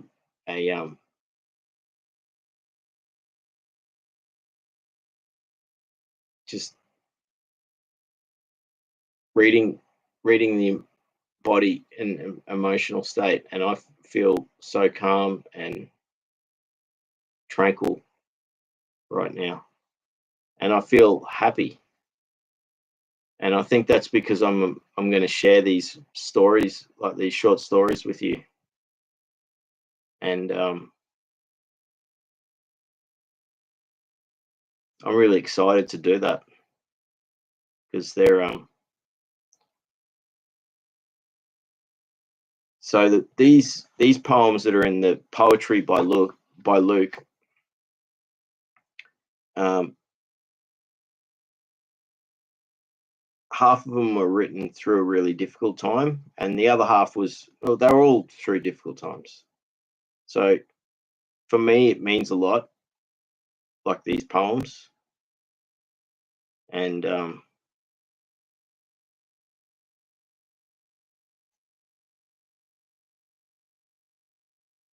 I just love it. So you'll get to see, like, here we go. This is a perfect one, beginning. And so that's perfect for like what happened today. You know, I was rejected, so it's like, oh, well, don't take it as a bad thing, you know. Today is the start, not the beginning. A return to the heart, calling by an off-tempo beating.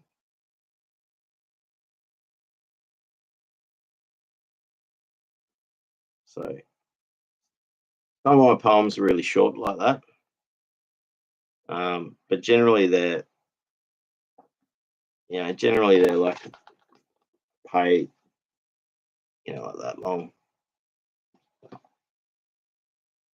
Sometimes they're 2 pages, and yeah, the one I'm writing now is like going to be probably 20 pages. It's going to be like a poem that goes for 20. It's like a short story and a poem in one. Noah says, "I like stories. I want to hear yours." Well, in I can read one of them out right now. Actually, this will be in the book that you get to download. And this is like a short story. And I call this one Parable, because it's like a parable. It started with a post. Where did the moon go? Some thought it was a joke. Some gave it a like. Some went outside. The sky was blank when the moon should be full. The internet went mad. It spread across the country and all across the world. It was last seen over Japan. The media took the story. It was 9 p.m. All the world was transfixed. Memes were made, and to keep the calm, intelligence came up with a story to run. The live news now on every channel. After a few hours waiting, the whole world looking up in the sky, and still no sign. It started to get quiet and still in places where the charts said the moon should be. Some lost their minds in fear. The world over, things were happening. Groups of animals of all types started moving in circles, and birds too. In the cities, humans did the same. The internet is now full of footage of all this going on.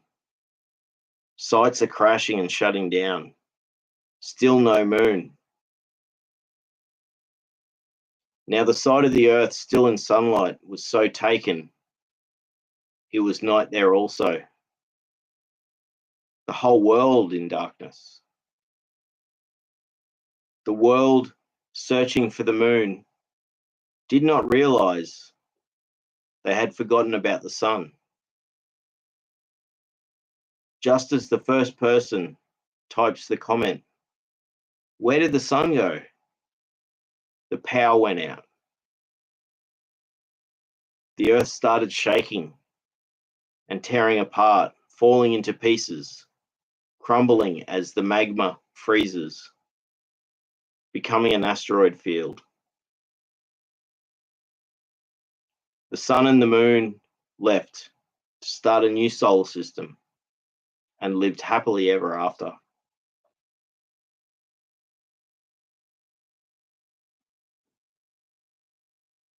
So that's one of the stories. So the story I'm writing at the moment is like that. It's like a science fiction sort of thing, where there's like sort of like Twilight Zone sort of stuff.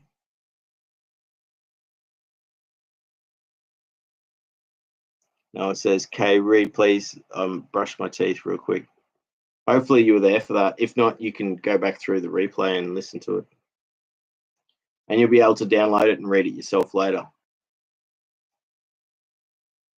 But yeah, I got to actually recite that one on stage. I had to read it. So I've gotten up on stage 6 times reading poetry, and only twice I had to read. Like the other ones, I could recite them without reading because they were short enough. But that one, I had to read it. And there's actually a video on YouTube of me doing it in my spoken word poetry playlist. So that's the second time now I've read it.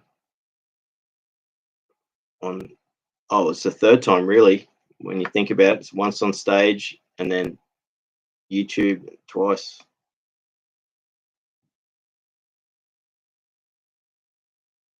But yeah, that was fun to write too. Like, putting a whole story, like a whole movie. You could stretch that story out into a whole movie, and it's really 1.5 pages.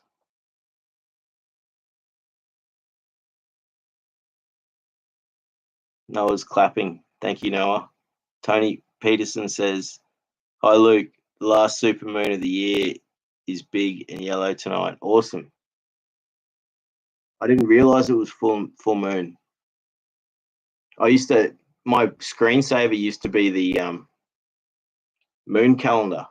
For the last couple of years, I've have my background of my computer the moon calendar, so I always know when it's full moon, half moon, and new moon and all that.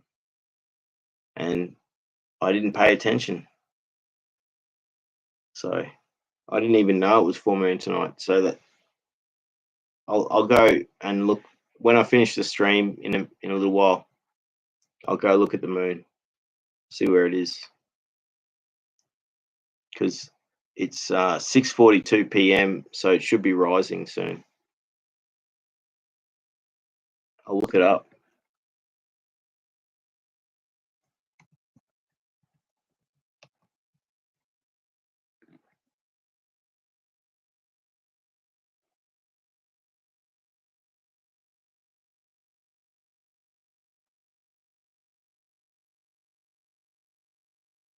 No, it's going to be later. That's cool. I'm up. I'll be up later.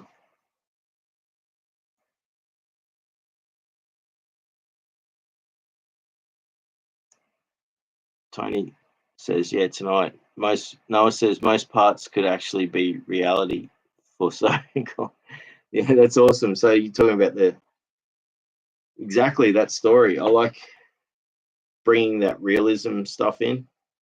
I don't know, a few years ago there was all this footage of like animals running around in circles, and it was freaking people out because there was all these like footage of like animals just all going around in circles, and it's like, why are all the animals doing this?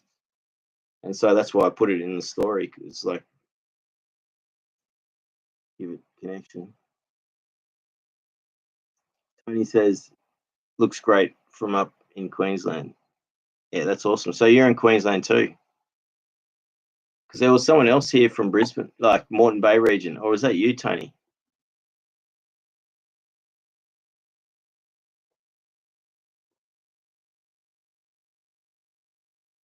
Yeah, that's it.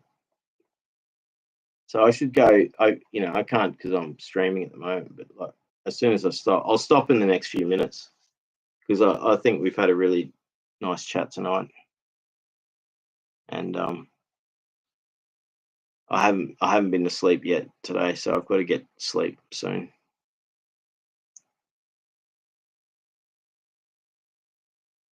Noah says I just went outside. It's a huge mood and very windy. All my chimes are going. Awesome. As soon as I was reading that, I just imagined the wind,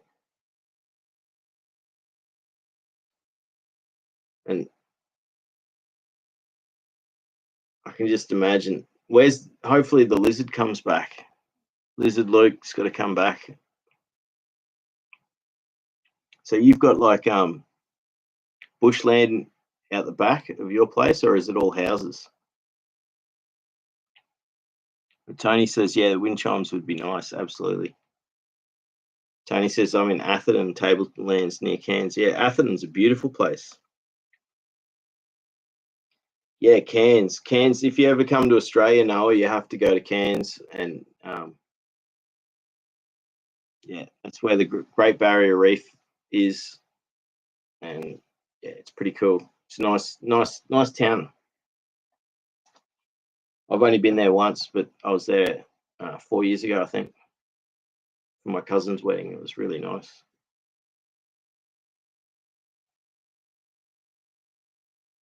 Tony says, I'm on a mango and lime farm. That's the best of both worlds. Limes are awesome. I much prefer lime than lemons, and even I like oranges, but limes is really awesome. Really good for cooking, and squeeze a bit into water as like flavored water. Tony says, nice to meet you, Noah. Noah says, houses, I have pergola now. My neighbor helped me put up LED solar lights strings around it. Awesome. So you can go hang out in the backyard. That's awesome. I just imagine you like I think of San Diego, and I think of like lots of rocks and hills, like hilly, rocky, dry. But you got everything, don't you? You got mountains there as well.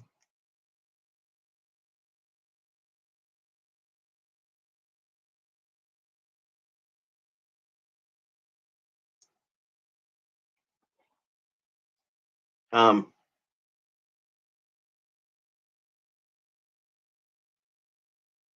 I'm going to end the stream just because it's been a really lovely stream, and I think I need to relax now. I mean, I've been relaxed now. Like I'm relaxed. I'm not saying I'm not relaxed doing the stream, but I need to just decompress after the last few days. That's what I'm trying to say. I always get relaxed and um, always have awesome time with these streams. And I've worked through stuff.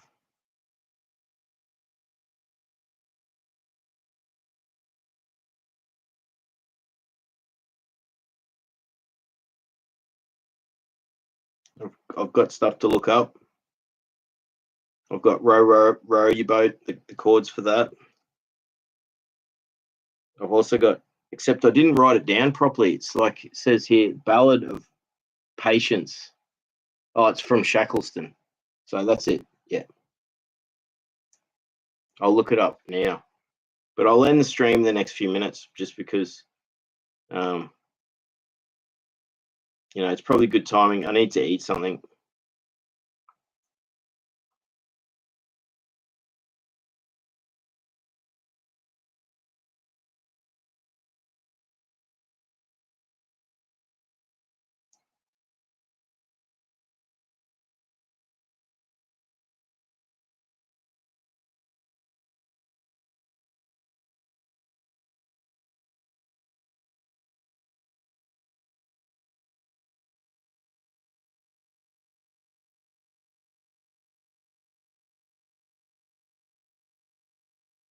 There you go.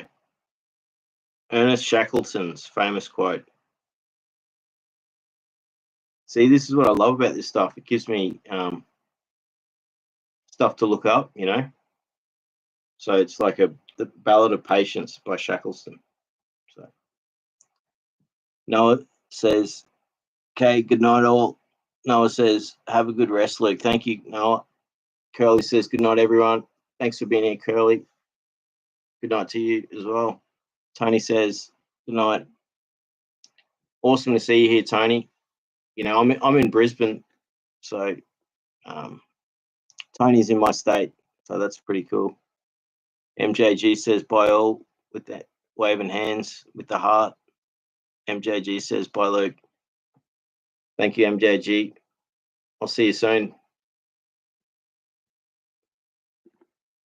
Thanks again. It's been a really lovely.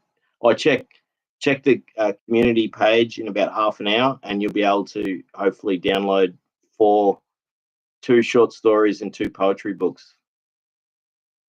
So Tony says my daughter's visiting Brizzy at the moment for the Hosier concert. Awesome. Yeah, that's cool about that with Cairns and Brisbane. You can fly. That's how I got to Cairns. I flew there.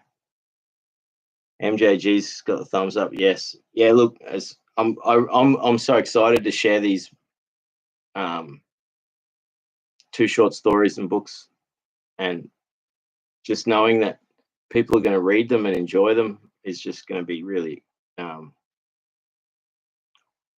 mean a lot to me. And like, I've got all these other poems. Like I said, I've got 50 to 100 poems that could make it another book. So I'll think about what I do with that stuff. You know, maybe I will print them in a physical form in a mini version. So much love to everyone, and look forward to catching up next time. So the Sunday stream will be Sunday. Tony says creativity is right-brained. I love poetry. Yeah, well, that's it. I'm left-handed. So I don't know if that makes a difference, but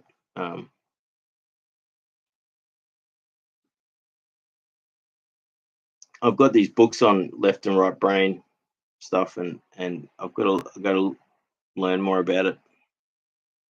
Good night, Luke, says Tony with the heart. See you Sunday then. Awesome. Much love to everyone. Thank you all for being here. I've really appreciated it.